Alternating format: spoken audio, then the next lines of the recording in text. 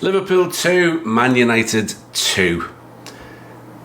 A score that I would have been very disappointed with before the game kicked off, but a score I'm okay with when the final whistle went, because we could easily have lost that, and it was not a display representative of what Liverpool have been about all season. And I think once again we're guilty of playing the occasion against Man United rather than playing the opposition. First half, the slot started with, surprisingly, Konate was back. Great news though. And he put Luis Diaz up front central again. Szoboszlai was ill, and Curtis Jones lined up with McAllister and Gravenberch. So looked like a solid team, and Man United lined up exactly as I expected them to. The start of the game was very cat and mouse. 10 minutes of not really much happening.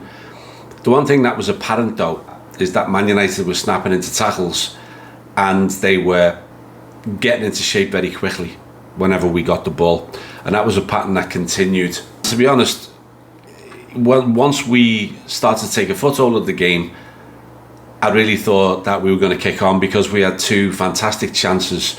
We had some lovely football where it was Lucho to Gravenberch to Gakpo, and he knocked it just wide, and then Mo Salah to McAllister, and his volley was saved by the keeper, and it looked like we were getting on the front foot, but it didn't last.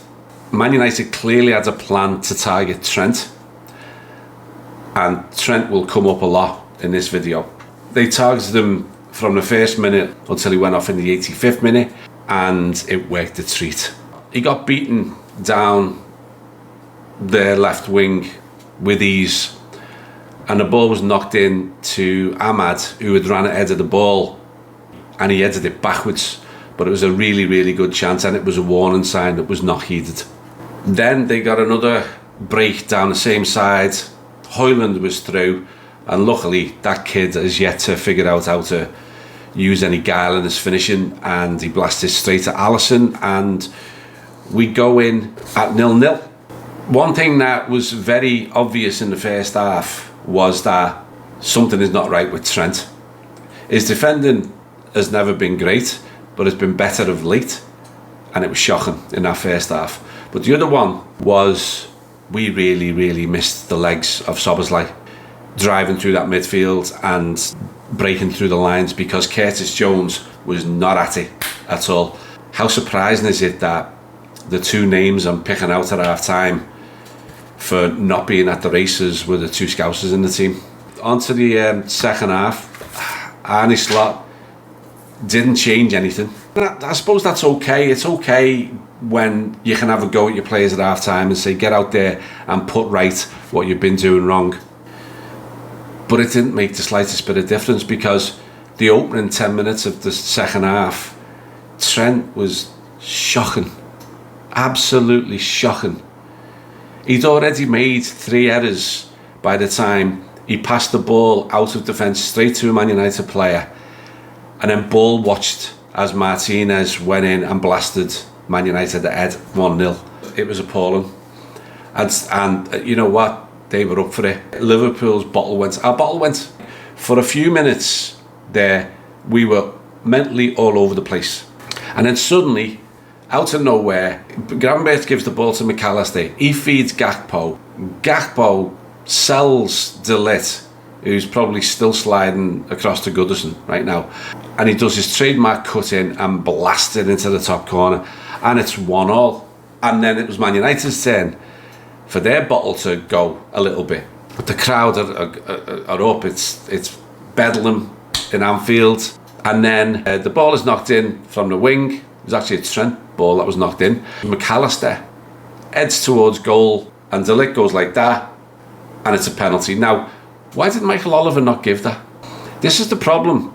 They just don't give things now, because they go, well, it's going to go to VAR anyway. But anyway, all's well that ends well. He had to go and look at the screen, because it was a very clear error of his. And Mo Salah steps up and makes it 2-1. And for the first time in the game, we're on top. And Man United, who hadn't had a single shot since their goal were on the back foot. But then the ball is given to Garnacho. Trent's nowhere to be seen. It's knocked inside. Andy Robertson is not anticipating it well enough, and Ahmad miss it at home past Alisson, and it's 2-2. So then finally 85 minutes in, Trent is replaced by Conor Bradley. And you got that one wrong, mate. You got that one wrong. He should have been off at half time, and if not, he should have been off after about 55 minutes. He should not have made it through, because he cost us this game.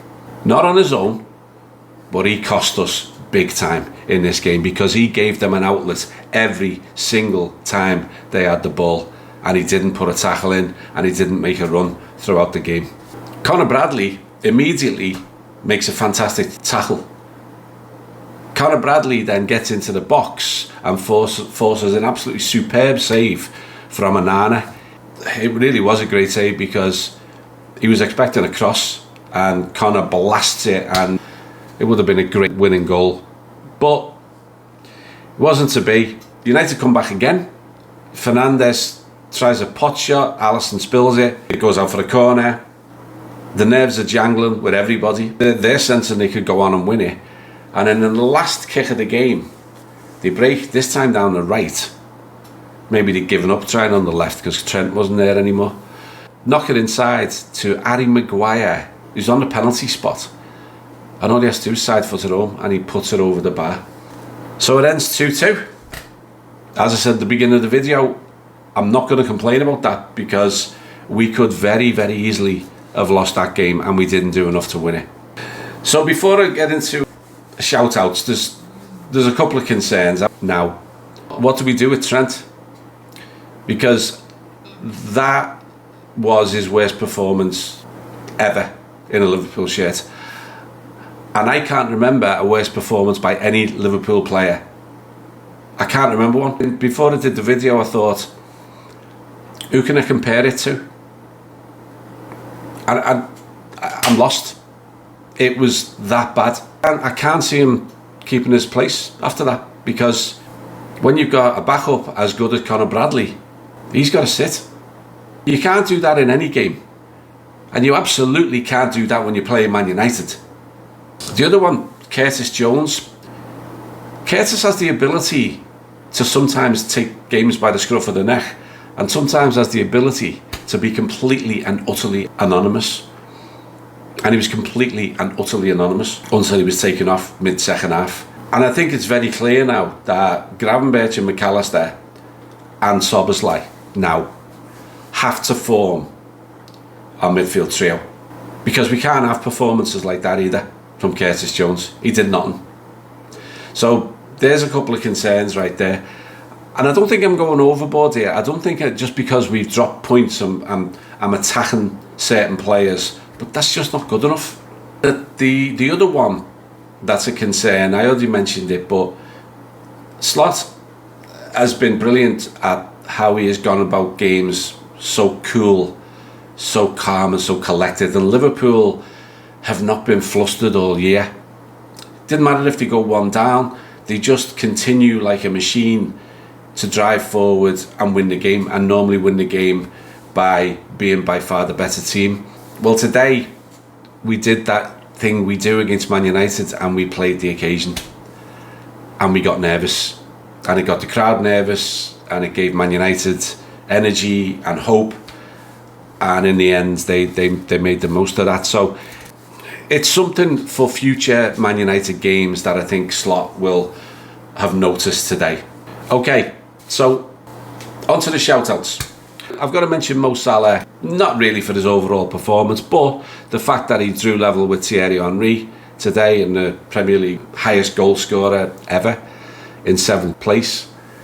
He scored in 11 of his last 12 games, and he scored 14 times in those games. He scored his 18th Premier League goal of the season and his 21st overall in all competitions, and he has 13 assists and 17 assists in all competitions. So the second one, Cody Gakpo, another goal, and he's in a fantastic run of form in terms of goals. So even though it was a very disjointed performance overall, Cody came up with that one bit of magic, and when we were really struggling, he gave us a bolt out the blue and put us back in the game. It was a fantastic strike. And I do want to give a nod to both McAllister and Gravenberch. I thought McAllister was superb in the first half, and he wasn't bad in the second half either. And Gravenberch in general was very good. And with Curtis Jones not being at the races, those two took up a lot of the slack. They both had very decent games, and they were the two. It was Gravenberch pass to McAllister and McAllister's pass to Gakpo for him to cut in and score the opening goal. So a shout out to them. And look, we're all disappointed. I can tell the way you're feeling, because I'm feeling it as well. But let's look at it. Let's step back for a second. We're 6 points clear at the top of the Premier League after 19 games with a game in hand. They've all played 20. And we're 6 ahead of Arsenal with a game in hand, with better goal difference. And we're 10 ahead of Chelsea with a game in hand. And we are still massive favourites. And yes, they're our nemesis. They're the ones that can always trip us up. And they've done it again. But let's not let that detract from what has been an absolutely fantastic season. And it doesn't all change because of one iffy display today. And something else that we need to remember. Since we lost to Notts Forest, right, we've played 24 games and we've won 20 and drawn 4. That's our form, including today's game. We've lost one of our last 14 against them. As disappointing as it is, yeah, they got a draw. Anyway, we move on. We grabbed a point, we take it. We could have lost it in the last second, we didn't. We got Notts Forest away after we've got Tottenham in the League Cup, but Notts Forest is the next away game. Time to put it right, and I'm sure we will. You'll never walk alone. Talk soon. Ta-ra.